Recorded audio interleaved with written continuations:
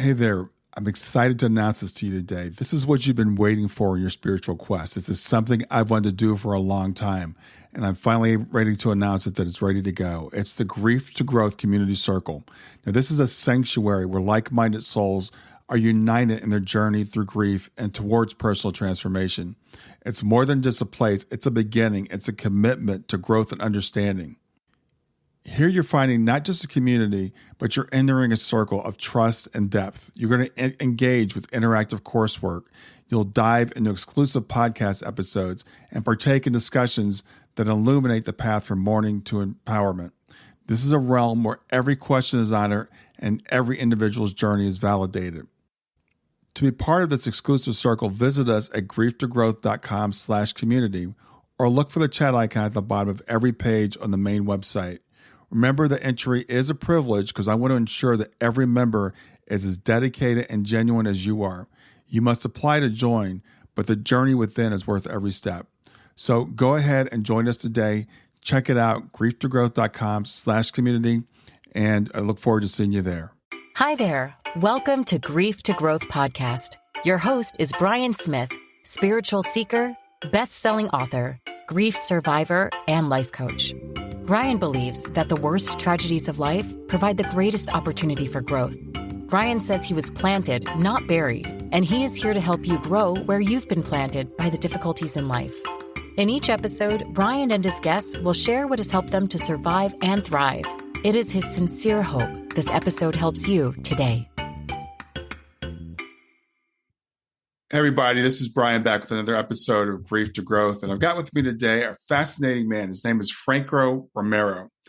He's a top 10 best-selling author. He's a clairvoyant, he's a spiritual coach, and he's a speaker. His first book is titled The Closet Spiritualist, which was inspired by an NDE that he had, which left him clairvoyant. And these are abilities he was unwilling to recognize until he had an awakening in 2010, where he was reintroduced to a collective consciousness known as Caleb. He's currently writing his second book, The Modern Day Alchemist, which looks at our future from the perspective of God consciousness.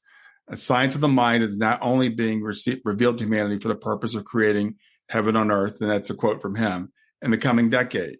He holds 2 master's degrees, and he's a co-founder of MyNurish, a formulator of powerful superfood and plant-based nutrition for the body, mind, and soul. So with that, I'm really looking forward to the conversation with Franco. We were just talking before we got started. I said we need to go ahead and start recording this so we can get this out to the guests. So Franco, it's great to see you here today.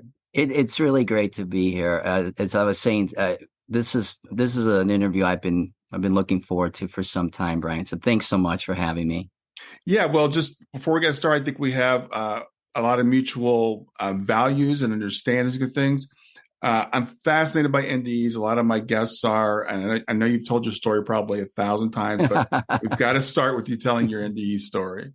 Yeah, okay. So my NDE, and you probably hear this from a lot of people, but my NDE was kind of unique, right? Like that's like not everybody's going to say that, right? So it's kind of unique in that it happened when I was 6 months old.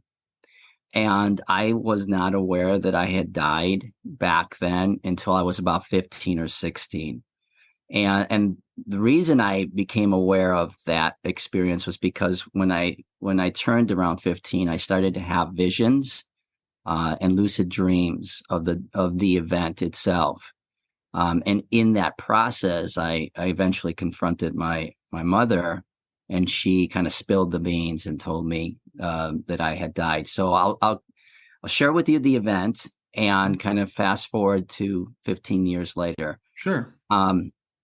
When I was 6 months old, we were living in South America, and my mother at the time was by herself because my dad had already moved up here.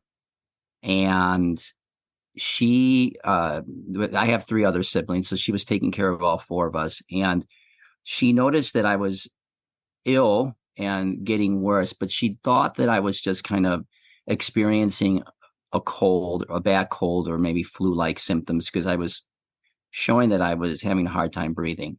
Mm-hmm. And so she went to the local clinic/hospital, met with the doctors, and the doctors felt like this was progressing enough that they wanted to keep me at the hospital for observation just to be sure everything was all right.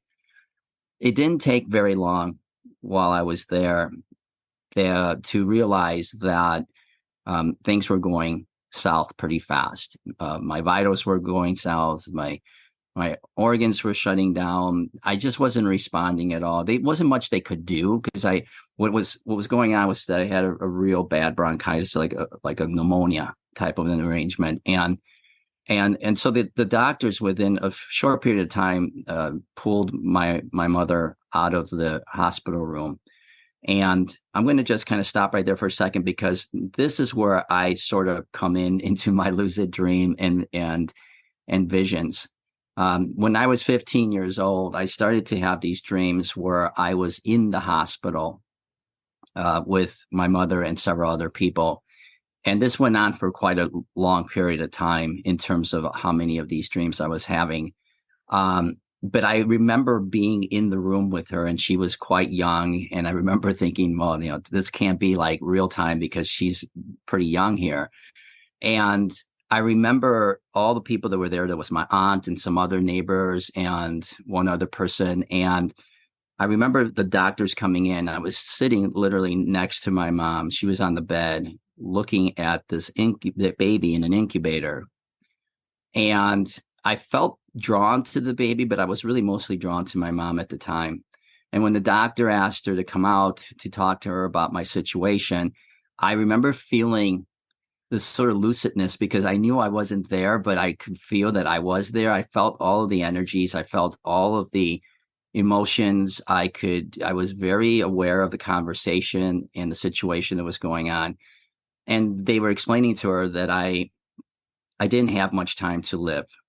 That it seemed as though things had progressed so much that if I made it a couple hours, that would be probably all I had left. So they asked permission to have the church minister or priest come in to be with the family and to give me my last rites. Now, at that moment, I wasn't quite 100% sure of who I was. I mean, I thought at first I was just really kind of in this real bizarre dream where I could feel all of this happening. But when she went back into the room and I was with her there, I could feel the connection with the baby in the incubator, and it became very clear to me that baby was me. And so she, rather than doing what most parents would do, which is to say, be there for the last few hours of my life, she decided to collect her things, and she left the hospital, walked down to a church that wasn't that far away. And when she got to about a block away from the church, she had this thing, this just like, I could feel like she just kind of went into this sort of meditative state, and she got on her knees and she crawled to the church, went up the stairs on her knees, went into the altar, went up to the church altar on her knees, and was just literally, I really haven't explained it this way, but it's almost like she was in not only in a meditative state, but she was kind of like speaking in like tongues, if you want to, if you would. Mm-hmm. She was so immersed in it, and I could feel that immersion, that I remember how I could sense the energy in the room shifting. And this happened in the hospital as well. When the doctor explained that I wasn't going to live, everything changed in the room. Energy shifted. And when she was in the church meditating, praying at the altar, things shifted again. But here was the interesting thing, was that I expected her to be praying in terms of asking for me to stay alive, to give me another chance. She wasn't doing that. She was really praying from a state of appreciation and gratitude. And her prayer was more along the lines of, thank you so much for the 6 months that you gave me with this child, and the love that you gave me, and the experience that I had with this baby. Thank you. It was a real interesting. I remember sitting there and thinking how strange it was that she was giving thanks instead of asking for help, so to speak. Sure. Wow. As she was doing that, the room shifted again, and in terms of frequency, in terms of energy, and I felt I could all of a sudden see in what was going on in her mind. So I could feel her thoughts. These weren't things that she was saying out loud. Everything was telepathic. And I started to see a visual of my life in the future. And I remember that she was staring at this visual and seeing myself as an older man, a son, a husband, a father, a person that was contributing to his life and the world. And it was as though we were watching a movie together. And she was, again, so grateful for getting an opportunity to envision a world of where I was still there years later as a man, even though she knew that when she went back, she wasn't going to have that outcome. She just felt, again, such a strong sense of gratitude and appreciation for that opportunity that she told me later that she couldn't even see a world that would exist without me there. Yet she knew that the outcome would likely be that I wasn't going to be there. So when that visual occurred to her, she, again, I keep stressing the shift in energy because these were like powerful frequencies that were coming through. I wasn't aware of any of this. I just could feel it. There was a softer tone. There was a loving tone. There was this sense of warmth and comfort and security. And she felt okay. Mm-hmm. She felt okay with whatever the outcome was going to be. And so she got up. She went back to the hospital. And when she got to the door of the hospital, she was greeted by everybody, including the doctors, and everybody had tears. But they weren't crying because I was dead, but because in the little time that she was gone, everything had changed. My vitals went back. I started breathing better. My organs started to come back. I was basically recovering.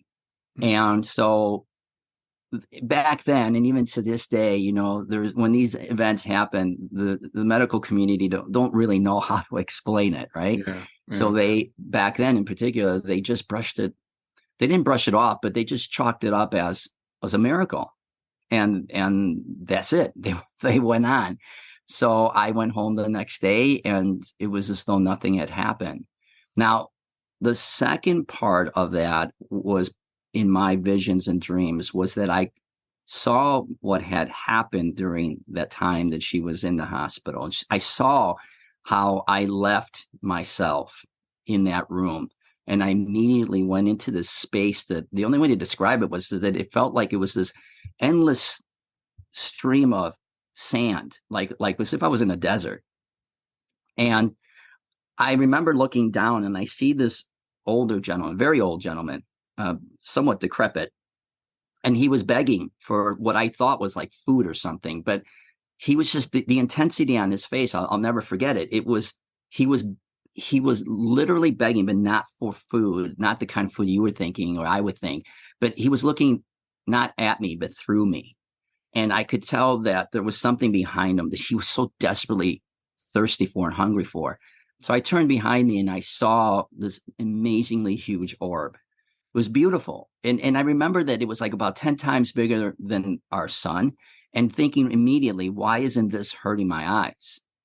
And I turned back and the older gentleman became this young boy in the same situation. He was like hungry, thirsty for something beyond me. And I turned back and this light was now like right on me.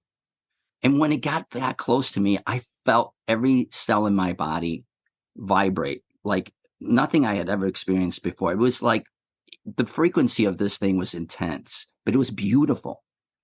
And when I finally got immersed in it, I felt it go through every aspect of me. So like they say, you have 50 trillion cells in your body, roughly.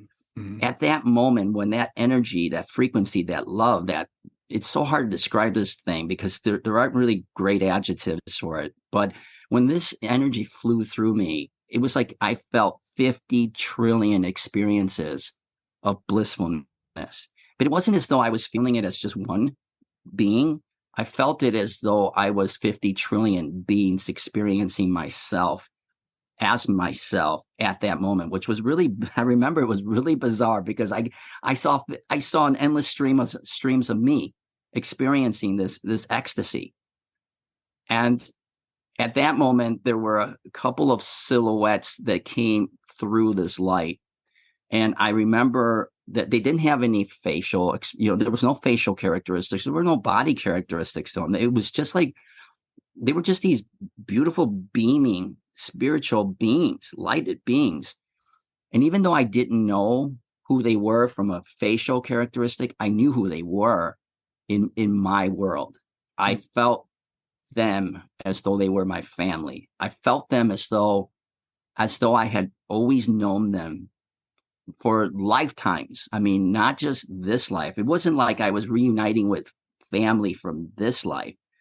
It was as if I was reuniting with family from endless lifetimes. And I remember that when they came up to me, and so there was about 3 of them, and then there were 2 others that came from behind, and they embraced me. And when they embraced me, I literally blew up. I mean, whatever was there in terms of this translucent body, it was just gone. I became totally reunited with the whole stream of light. I knew myself to be endless. It was infinite. And I remember looking around, and as they did that, I remember all these other beings started to appear from the light, and they were everywhere, Brian. I mean, it was like you would spend a lifetime counting them, and you would not even come close to how many were there. They were infinite.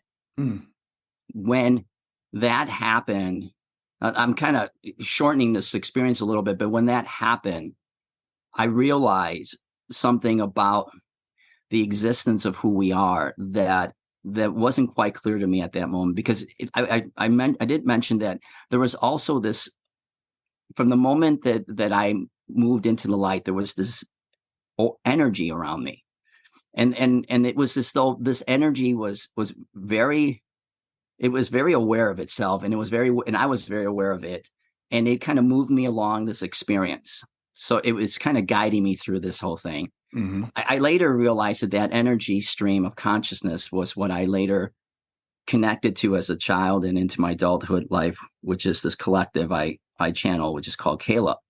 And so they were there guiding me through this. And I remember them telling me or asking me, what do you see? And it wasn't as though I was seeing with my eyes, because when you're there, you don't see anything with your eyes. You have 360 vision, and you feel things. That's how you connect with everything. But I understood what they were saying, and they were really insistent on me experiencing whatever it was that they wanted me to quote unquote see.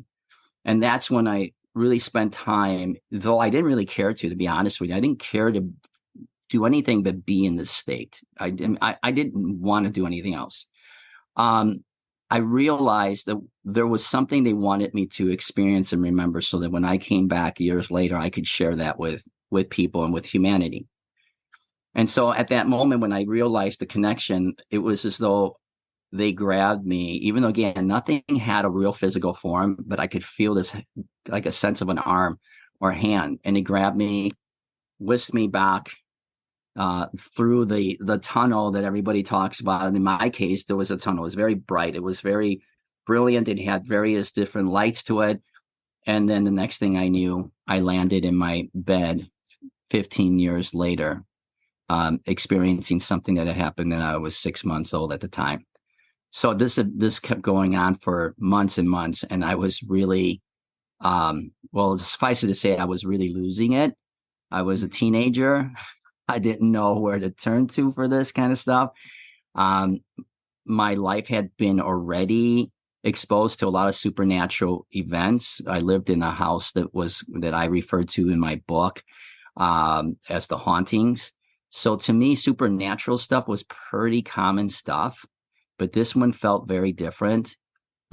It was so different, and it was so real to me that wherever I was, I didn't want to come back, and I started to cry like a baby. And every time I had this vision or dream, I cried, because it was just that intense.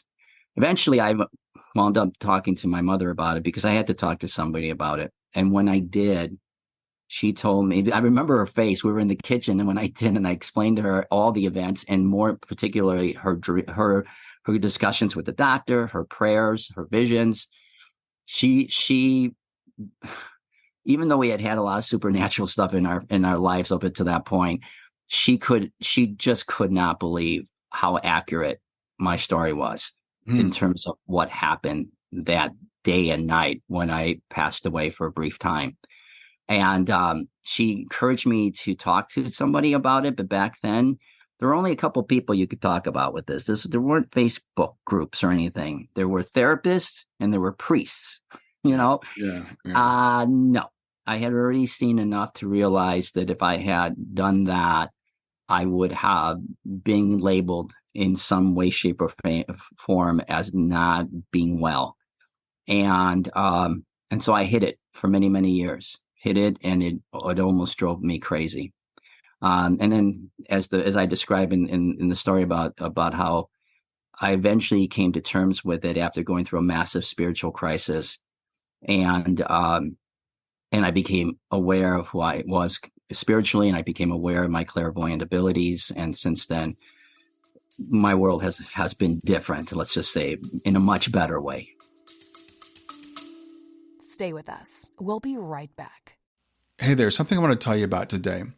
My podcast platform, Buzzsprout, has recently made it easier for me to allow you to support me financially. Go to www.grieftogrowth.com/subscribe. That's growth2growth.com/subscribe. And once you're there, you can sign up to support me financially. Now, you can do it for as little as $3 a month, or of course, as much as you'd like. If you do that, you'll get access to bonus episodes, and you'll see those in the regular feed. They'll have a lock on them. But when you become a subscriber, you'll actually get access to your own private feed, and you'll be able to listen to the regular podcast along with the bonus podcast for the subscribers. I want to thank you for listening. I want to thank you for sharing the podcast. And I want to thank those of you who support me financially. Have a great day, and on to the episode. Yeah. So that was the awakening you had in 2010, that crisis. Oh, no, the awakening in 20. So you know this from everybody that you have talked to. So there's these things. So that was my near-death experience, transferred or translated as a spiritually transformative experience. Yeah. And that's, I tell people a lot that the spiritually transformative experiences come in all shapes and sizes. And, right. And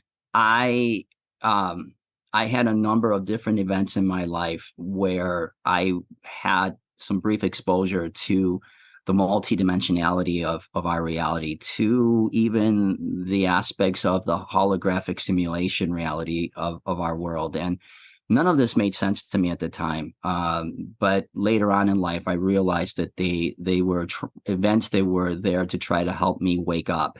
Mm-hmm. In 2009 and 10, I had a series. I was hitting the apex of my spiritual crisis. That's what I was referring to. Yeah, okay. And they and I literally I talk about this quite a bit in the book, that I really had hit a point where I was really massively depressed, barely hanging on to whatever you want to call reality, because to me this wasn't reality. And I pleaded really to them to come through, because I knew they were there. They, meaning this whole collectiveness. They've been in my life in various ways for so long, coming in and out. But it was really me that held them back. It was me that did not want them in my life. And so at that moment, I really hit a crisis point where the depression had been so bad that I needed them to come through. And mm-hmm. for about 2 to 3 months after that night, I had events which I call downloads, which we call downloads. And in those downloads, I was shown, it was my introduction to the collective, but also an introduction to everything. I really had massive downloads. I spent hours, days, weeks just writing things that I did not have any reason to know about, subject matters about quantum physics and mathematics that I had no idea existed, and things about spirituality and the holographic universe and all this. And I just wrote them, but it was clear to me at that point that I could never look back again. And that was about 2010. And it just came like a rush. Now, later on, I came to realize that in the grand scheme of things, there are periods right now in humanity that exist right now that are part of the awakening. And from 2009 to 2012, there was a significant number of people that began their awakening process, either through the forms of really rarely NDEs or remembering their NDEs or experiencing NDEs. It was mostly STs, the spiritually transformative experiences. And then we just had another one in 2019 and 2022. That was stage 2 of the awakening. And these were all premonitions that I was given 10, 12 years ago in terms of the timeline of humanity and all sorts of things in terms of why we're here and what is this thing called heaven and all sorts of things. So that's in my book that I wrote, and it's also in after I finished my first book, and I remember putting my pen down, so to speak. I was actually on a computer. Right. I thanked them for having given me the information, the wisdom to write this book, because I didn't have any desire to write a book. They told me to write one. And right as I put the period down, and I was literally in tears because it was a very emotional chapter, for me at least, they said, "You're not done." And I said, "What do you mean you're not done?" And they said, "No, you're not done. You have 8 more books to write." And I said, "What?" And I said, "I didn't know what I was writing in my first book. And you want me to write 8 more books?" And then they spent the next couple hours with me writing the synopsis for 8 books that I didn't even know existed a couple hours before. Wow. Okay. Yeah. So tell me about you said we had an awakening in, you said 2009, 10, somewhere in that range. And then there was one, you said 2019 and 2022? Yes. So what was that about? Tell me about that. So the awakening, everything's energy. So I'm going to start there. Everything's energy. And I know you've heard this before, but because of energy frequencies, there is this sort of delicate balance we have to be mindful of as we're going through an awakening process, or some people call it an ascension process or whatever. And we as humanity are not currently vibing at a high level of frequency that could accept the frequency of awakening the way that we've been told, where, you feel heaven on earth and all of these things. We're not there yet to do it immediately. So it's coming in stages. So in 2009 to 2012, the first wave of energy came, which really tilted humanity, the earth in a direction towards what we call 5th dimensional energies, which again is heaven on earth. Okay. And so only a certain number of people woke up during that time. And those people were sort of laying out the groundwork for the next group of people that would actually do a lot of the speaking, teaching, guiding, healing portions of this whole collective ascension. So in 2009, 2012, the earth starts to shift. And when I say earth, I mean Gaia. Like Gaia has a spirit. Okay. Earth actually has a spirit. It's a living organism.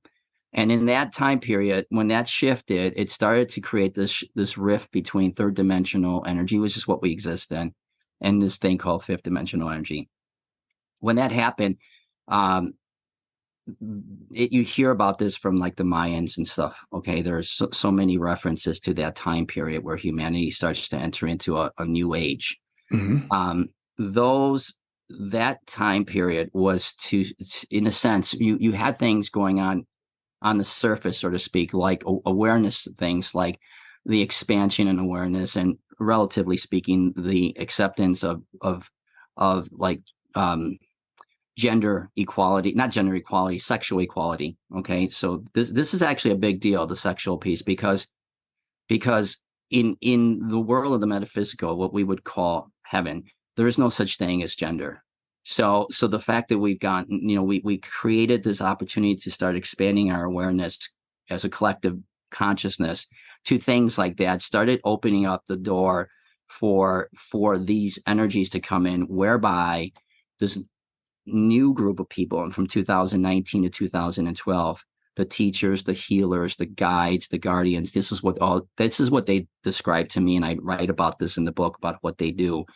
They are here to really push this collective group of humanity through the awakening, what's called the ascension, because this is all an earth school. And so they're here to kind of, in a sense, they're kind of like we're all collectively working to birth a new world, like midwives, so to speak. Mm-hmm. The last phase of the awakening is really a celebration of this new life. The vast majority of humanity is actually beginning. The seeds were planted in this time period, 219 to 222, to give the rest of humanity the seeds, what I would call the DNA genetic resequencing of their codes. Okay, so when we get into like epigenetics and stuff, right? Mm-hmm. There's this resequencing of codes to allow the rest of humanity, the part that was here to wake up to themselves in this period.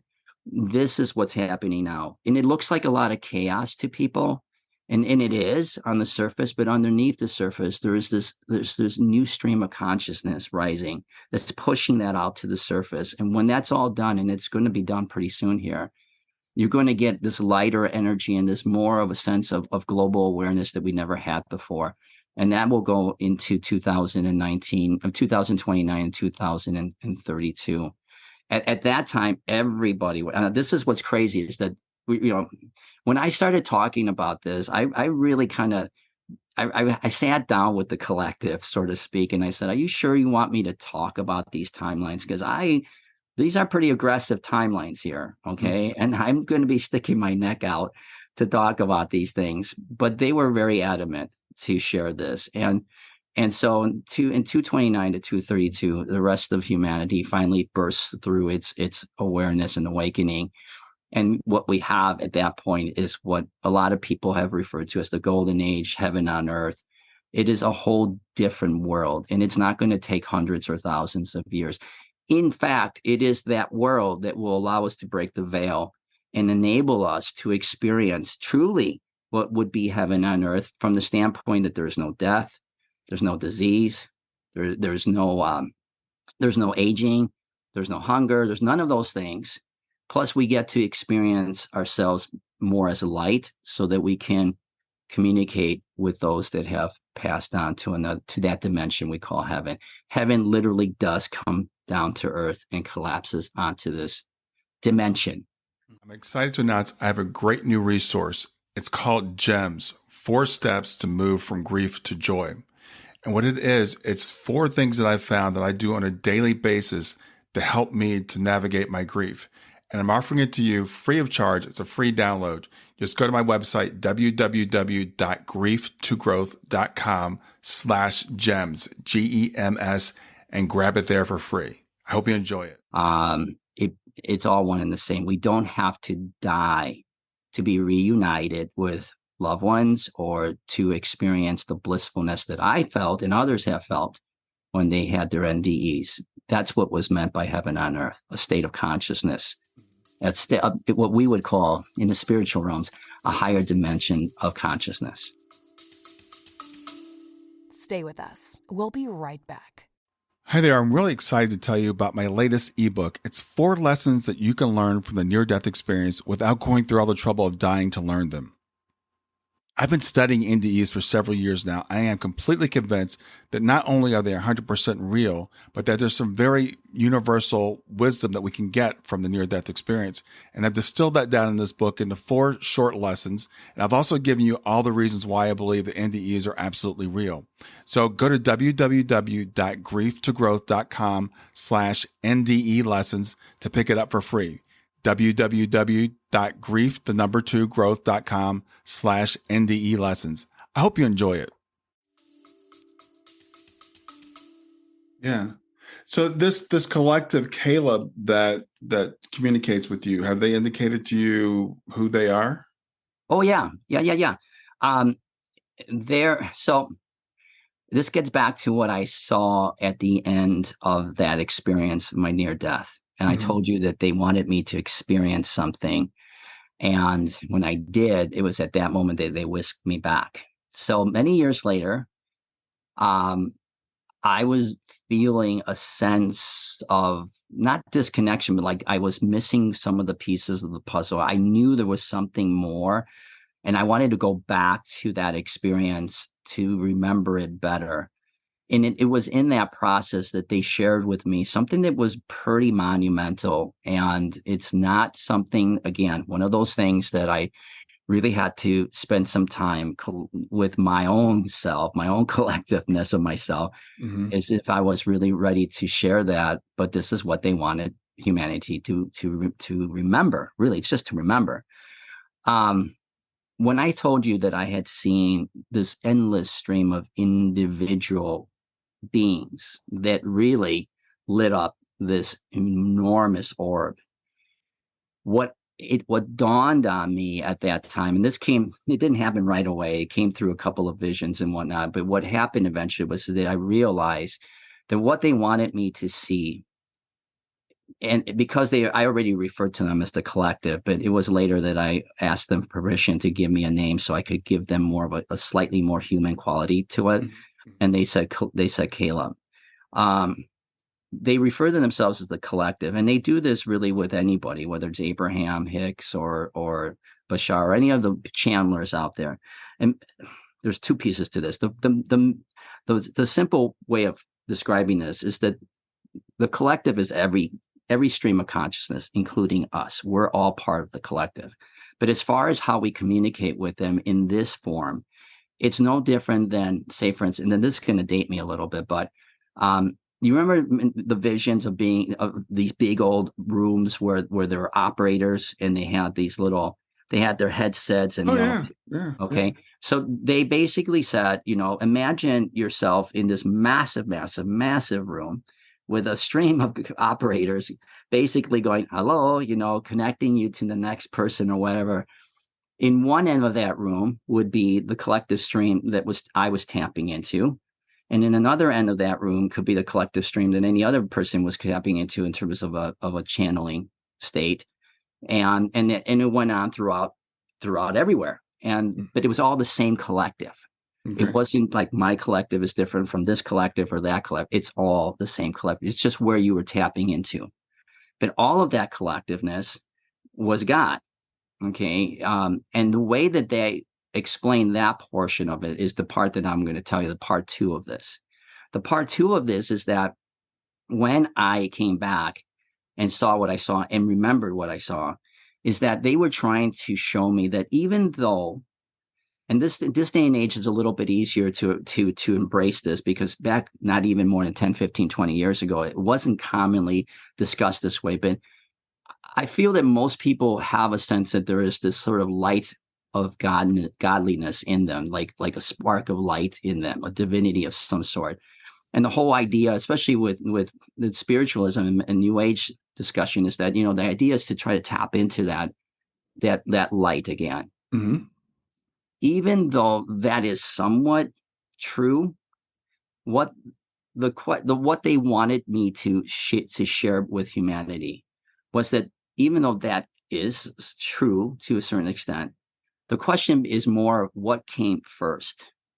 And we've been told by the way that we grew up, in whatever faith that we have, that we were always somewhat disconnected from this thing called God, source, creator, spirit, what have you. Mm-hmm. Especially in the world that I came from. Not only that was I disconnected from it, I also had to carry the burden of this thing called original sin, which I didn't have a clue as to what that was, but apparently I acquired it. Okay. Right. I have a lot of other students who are from the Buddhist and Hindu faith, and they acquired something similar, which was karma. Yeah. And don't know how, don't know why. It was there, you got to deal with it, and you spend the rest of your life having to cope with it. Right. So we're dealing with all this disconnection, and all of a sudden they throw this, I would call it a major curveball. And that is that it isn't that God formed itself into something, okay, conscious awareness of itself, okay. It wasn't that it formed itself and then ultimately wanted to express itself through individual streams of itself. We would know ourselves, that spark of divinity in us. It was actually that we, as supreme beings, individually came together collectively to form God. We are that superior, that we collectively realize ourselves to be, realize that in our gathering of ourselves as a collection, and this is very common in nature and every form. You look at the way the universes are formed and nature operates, it's all about collectiveness. When you come together, it's when you realize who you can be. The ultimateness of oneness is to see yourself as everything and yet nothing. And that's the collection. That's why they call themselves the collective. And that applies to me or anybody else who channels it. Ultimately, they call themselves the collective. And if that wasn't clear enough to me at the time, I asked for clarification, because again, I'm just the messenger in many ways, Yeah. and so I want to make sure that I'm interpreting this stuff clearly. So in one of them, not too long ago, several years ago, I had a vision. It was more like a lucid dream. And I was asking for clarification on what I was feeling in terms of this explanation of us being the supreme beings that actually created God. And they gave me a verse, a biblical verse. And I'm like, I'm not a biblical person, even though I was born and raised as a Catholic. I'm just not. And I'm not with any sacred book. I appreciate them. They respect them. There's a lot of great clues in there. But the verse was chapter 1, verse 26 in Genesis.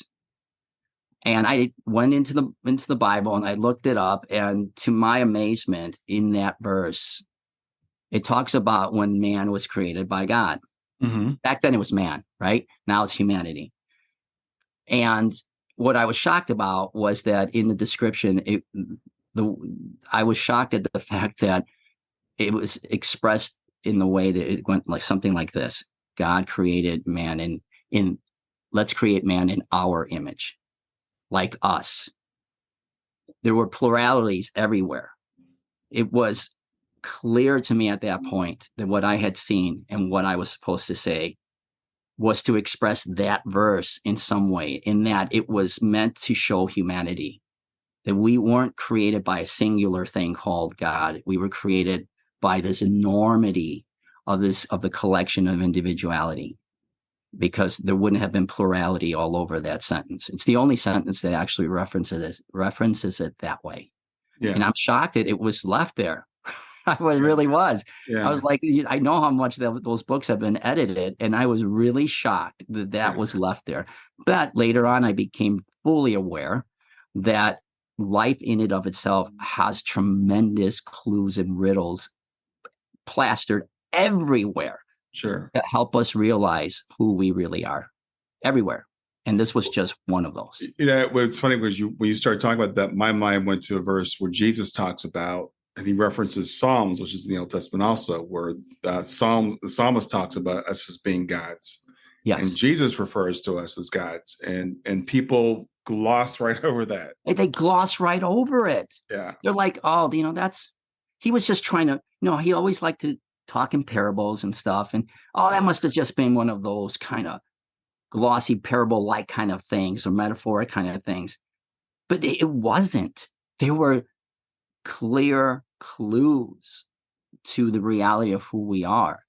And again, if it wasn't enough that Yeshua said it a couple, in there, and it was very clear. Mm-hmm. Right at the beginning of this sacred book.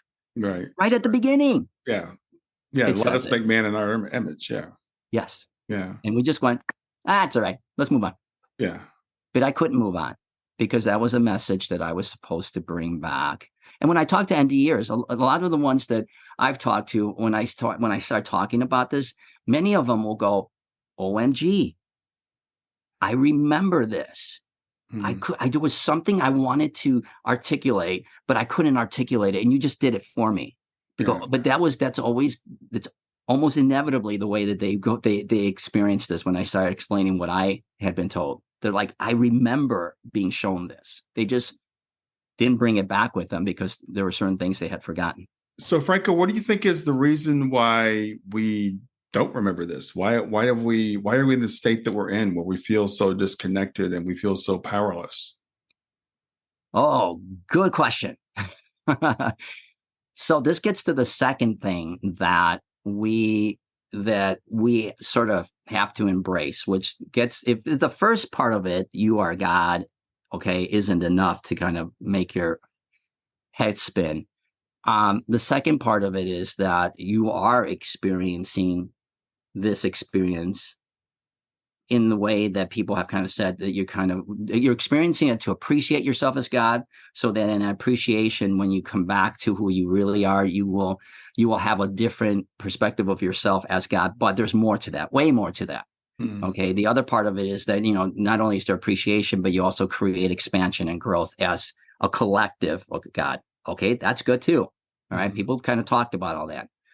The third part of it, and probably not the most important, but most critical to this point in time with human history, is that we're here to realize that we've been experiencing all that in this thing that the best way to describe it would be a holographic simulation or reality. And that's hard. That's hard for people to grasp, because then they start running off into tangents about a Maya program and all that. And there's much more to that than that.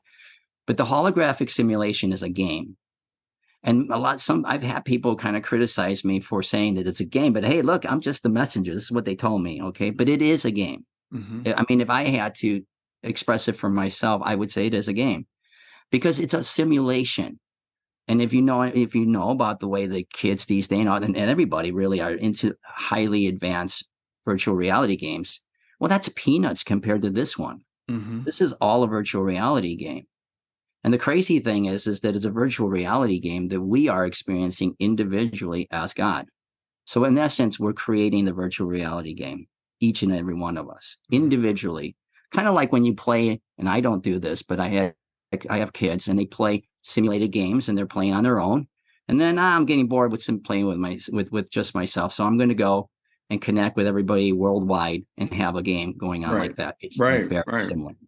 But the purpose of that is so that we can experience ourselves in such an extreme form of contrast, so that form of contrast ultimately wakes us up to realize that there has to be more to this than this extreme world of contrast.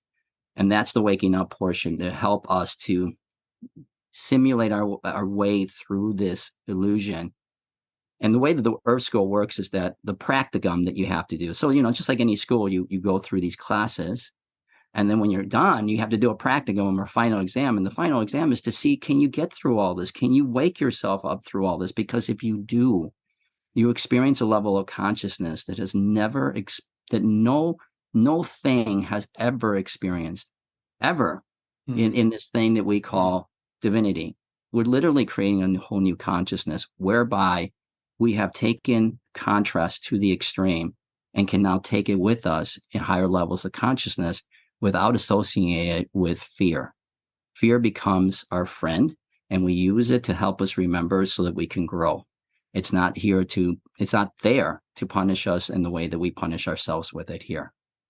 And that's it. That's the graduation piece. Doing that is a heck of a process, though, because we have to go through all of these blockages that we have. And so when we have experiences, I feel like they're telling me to say this. So when we have experiences of loss, that loss was a spiritually transformative experience to help us see ourselves as much more than who we are. It doesn't seem that way at first, because so we're wrapped up in the loss. But in the contractual sense of things, that was meant to happen as an act of unconditional love by the individual who did it, so that they could help that person wake up to who they really are. Otherwise, it like I said, spiritually transformative experiences are intense. They can be intense, and that's one form of it. Right. It's always done because I'm always asked this question: why all the violence? Why all the pain? Why all the death? Why? And I tell them there's a little bit more of an explanation to this, but ultimately it's done out of unconditional love. These souls come here as a contractual arrangement to help the soul that's trying to elevate its consciousness. by doing what they do, by doing that, they feel, and it's pretty intense, like a near-death experience, if not worse, it helps that individual ask the hard questions about who they are. It's interesting because we've been trying to figure this out as humankind for a long time. And I got so many ways I can go with this, because when you were talking about us getting back to, or getting to that state where it's kind of more like heaven, if you read Swedenborg, he kind of says that we were there at one point. We are actually there. Yeah. Brian, we're there. Okay. We have to just remember that we're there. Yeah. Well, yeah. But we're still living this, and it's apparent separation. So Swedenborg says there was a time like when people died, we could commune with their spirits. And now we feel like where'd they go? Yeah. So I feel like we're kind of coming back around. Absolutely. But I think, and we've always tried to use analogies, and I love studying this stuff too. And so, like, over the years, we use different analogies for heaven and earth and different things. I think now that we're at the point where technology is where it is, the video game analogy is the best one I've come up with. The holographic universe. It's just an analogy, but it's a good analogy, because my daughter and I love to play video games. And when you get into a video game and you're really into it, especially now, because this was before there was VR, but now there's this virtual reality with the goggles and stuff. Yeah. And you really think you're there. And like Absolutely. you said, this is the ultimate of that. This is where it's full on 5 senses, 24/7. This is it. I mean, this is, it's cool that you get that, because that to me was the thing that in the early downloads that I got was the same conclusion. I mean, it took me a while to kind of piece it together, because back then, this is 2009, reality games weren't where they were, but Right. but they are where they are now. Right. But they kept telling me that there would come a time where, and it's even in part of my book. It's a really small piece of the book where I talk about how we get to a point where this simulated life, starts to mirror the actual life that we know ourselves to be a spirit. Mm-hmm. And when you get to that point, you've gotten to a point where you no longer need this simulation. This whole simulation is done, because now we're starting to repeat ourselves, and we've hit the apex of that. And we can go further with artificial intelligence, and there's a whole story behind that too, in terms of how that plays out in 2 Earth timelines. But we've achieved enough now to know that the game is over. We've done it. We're actually so good at it now that we're creating virtual reality games within virtual reality games within virtual reality games. Yeah. So now the question is, can you, knowing all of this, wake up to the greatest virtual reality game that you've ever experienced? One that you were personally involved in designing, because that's when you raise your consciousness to a whole new level, to an entire whole new level. And that's what they refer to as God consciousness, Christ consciousness, Buddha, Krishna, divine feminine, you name it. That's all what we're talking about here. Right. So this age that we're coming into, you mentioned no death and no sickness. Yes. From a physical perspective, as an engineer, yeah, what changes? Because these bodies that we have now, they die, they get sick. Yes. Well, again, a little bit of a reference in the book, but what basically happens is that, actually, there's more than that, a small reference, but the body is made up of DNA sequencing, right? Mm-hmm. The genetic DNA. And I don't remember the percentage, but it's a pretty high percentage of the DNA structure is dormant. Mm-hmm. And sadly, this is the way we have operated for decades. We view that dormant DNA. Now, if you're talking about people in the world of epigenetics, which is an advanced form of science that's now looking at all this more carefully, and neuroplasticity and all that. Right. If you take that aside, you just look at what everybody else basically believes, that 95% or so of our DNA is dormant, and they call it garbage DNA. Mm-hmm. That 95%, in addition to the fact that not all of the sequencing patterns of our DNA that is active has been utilized to its fullest potential. In other words, there are unlimited number of combinations you could use with just that 5%. We haven't even come close to that. When we get to a higher level of frequency and consciousness, that frequency will trigger a resequencing of some of that active DNA, and it will also activate the other 95% of the inactive DNA, which we call garbage. That inactive DNA was only inactive because it was meant to be triggered once we got to 5th, 6th levels of consciousness. When you get to that, your body becomes an intelligence, unlike anything that you could possibly imagine. You could travel to other parts of the universe. You could go multidimensional with this thing. Mm-hmm. It becomes a true vessel the way that it was designed to be. And that's what changes. Wow. So since we were going down this rabbit hole, because I asked you for some questions before we got started, and I don't typically just read the questions, but you had one that I really want to talk about. And I'll tell people, you already know this. This is a pretty advanced episode here, but we're talking about some stuff that really fascinates me. But you mentioned parallel realities versus multiverses versus multidimensions. So expand on that. Tell me what you mean by that. Yes. You're one of the first to ever ask me about this. So this is kind of. I will start by saying I've been reading Tom Campbell, and that Christian Sundberg, which led me to Tom Campbell, which led me to the Seth books. So I'm reading the Seth books now. So everything you're saying is just like fitting right. I'm fitting puzzle pieces together. That's cool. I know of Seth a little bit, but I didn't know about any of the others. So it's really fun to see how those pieces come together as a big puzzle. Yeah. So the best way to describe the three, because they're often, if they're used, if they're used by anybody, oftentimes they're kind of interchangeable. Okay. Right.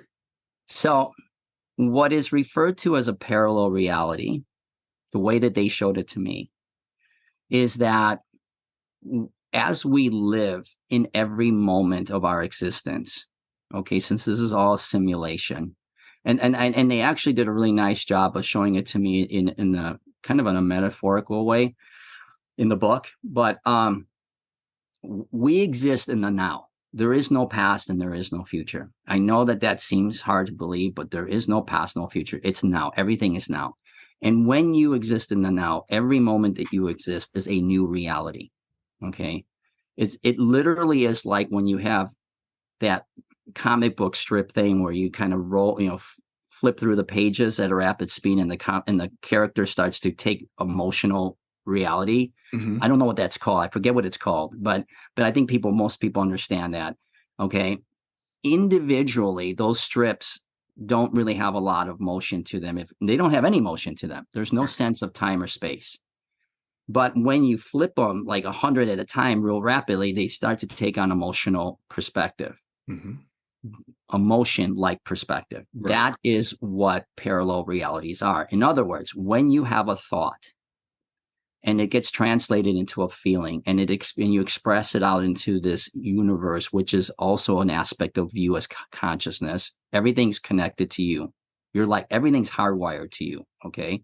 But in this sense, you have a thought, it turns into it mixed with an emotion, has a feeling. When that energy goes out into the universe, you literally have an endless stream of film strips, endless streams of film strips that are hovering around you. And it literally connects to one of those film strips. It brings it down as part of that strip of film, but it does it in terms of, like, we would think of a film strip, and you would think of one film strip, one film strip, one film strip. Inside that film strip, there is literally billions of other film strips coming together, so that it gives you the sense that everything is moving in emotional direction. The time is being measured that way. Mm-hmm. Okay. I hope this makes sense. But in that process, you are pulling from parallel realities, endless streams of possibilities. Yeah. Which is why it's hard for psychics, for instance, to give you a clear picture of what might happen in the future. They will give you a picture of what possibly could happen based on the frequency of that, where you're at that moment. Mm-hmm. And they can see a potential possibility through the parallel realities that you exist in. But you have an event in that life. You walk out that door and all of a sudden you have an event that's spiritually transformative. It changes the parallel reality schemes all over the place. Right. So they always treat it as like individual film strips. You lay them on the track, and they showed me it's like a track, like a railroad track. Every time you have just the slightest deviation in thought, and I mean slight. I'll give you an example. If you say something and you say, I think this is going to happen, versus I feel this is going to happen, you just pulled from a different parallel reality. It doesn't feel any different, but you just did. Why? Because feeling is fifth dimensional. It's a frequency that will pull different strip out. So that's parallel realities. Okay. That's the simplest way I can describe it. Right. The multiverse is oftentimes associated with the creation of a new stream of consciousness that comes through the experience that we are having as spiritual beings. So, for instance, we are now at a point where we have expanded our consciousness so high that what we are creating, as I told you, is a new form of consciousness. In that form of consciousness, the way energy works is that it circulates in such a way that it, at the point of the highest peak that it's at, it implodes into matter.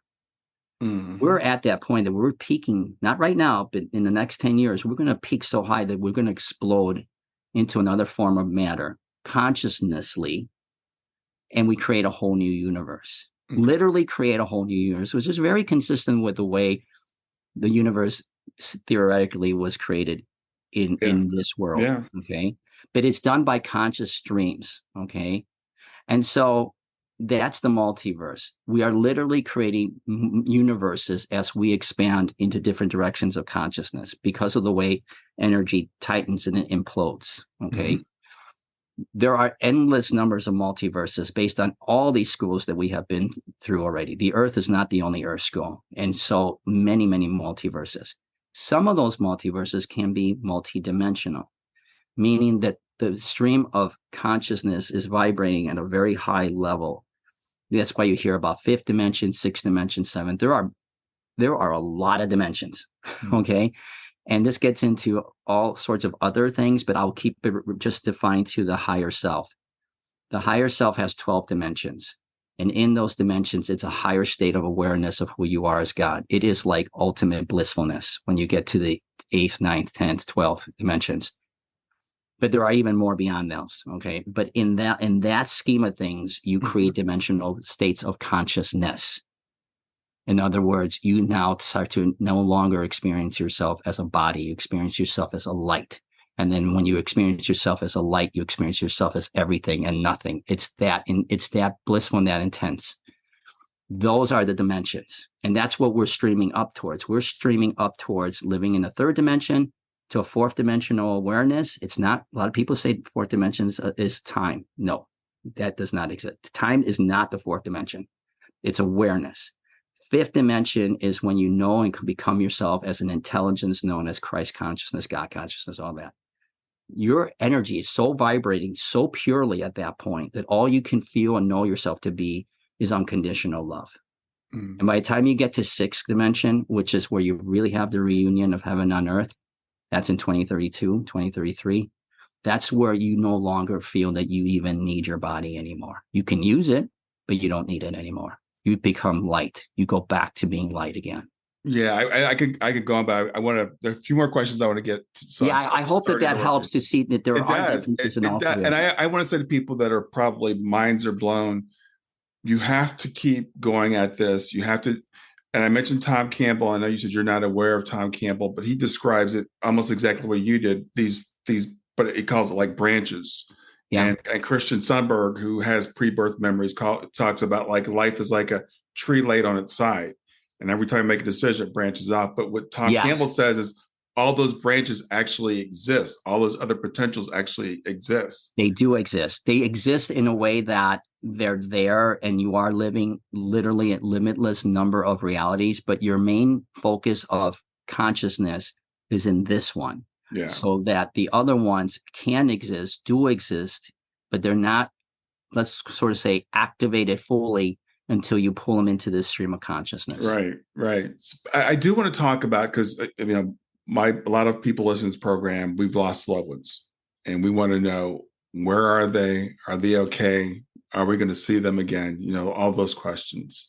Yeah. Well, the easiest way to describe this is that the whole, again, what we like to believe is called heaven is a stream of consciousness in a higher dimension. Okay.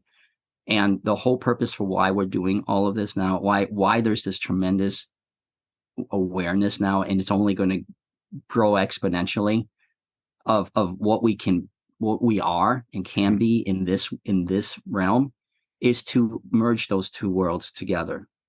And so the simple way of answering that question is that we didn't. Now there are people that will continue to leave here in the process through contracts that they have. And when I mean contracts, they're just called they're just lesson plans.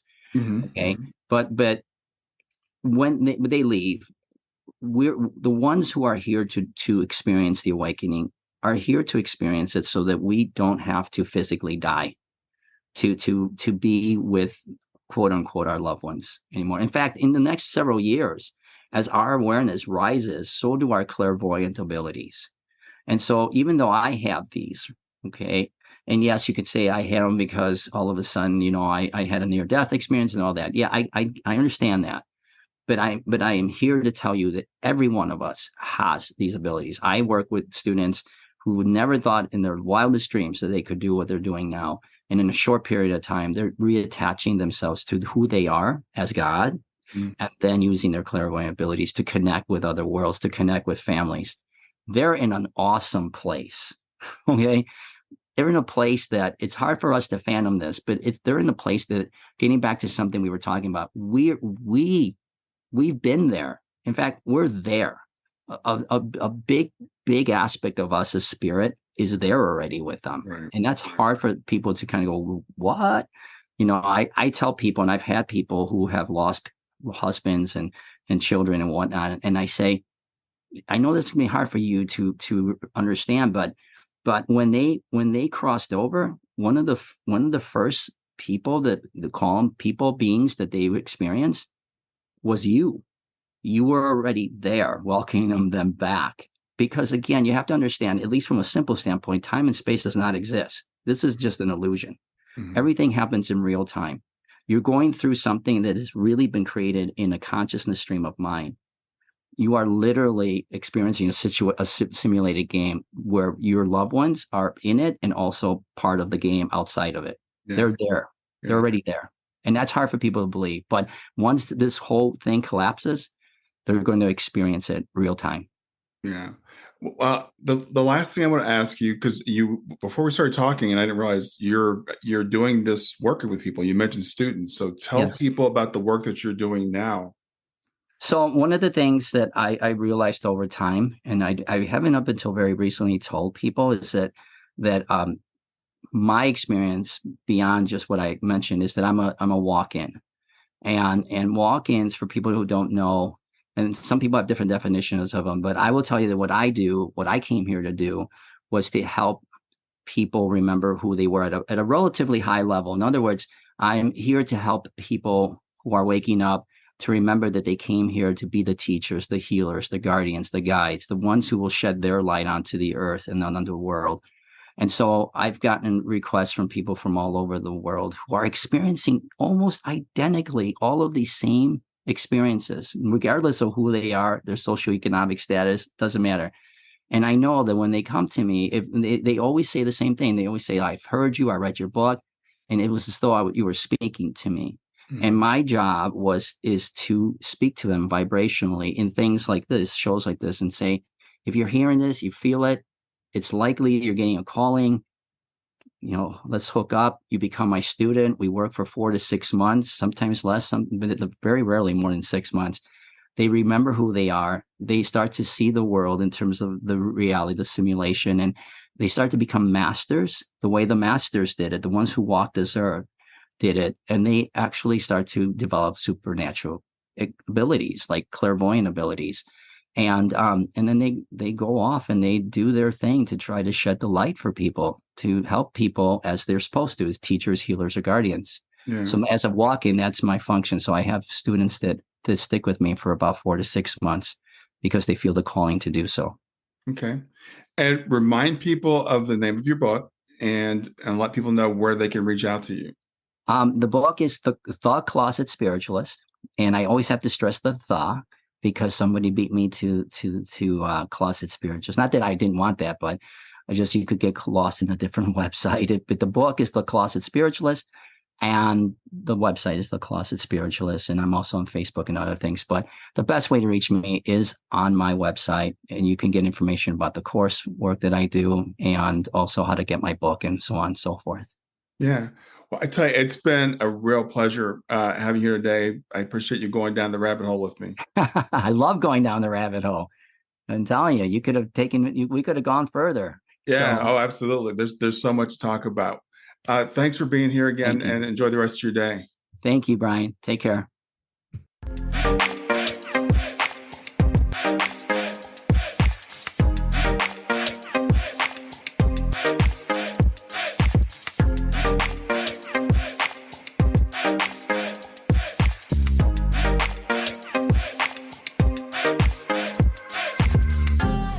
Hi there. I hope you enjoyed this latest episode of the podcast, and I'd love to hear your thoughts.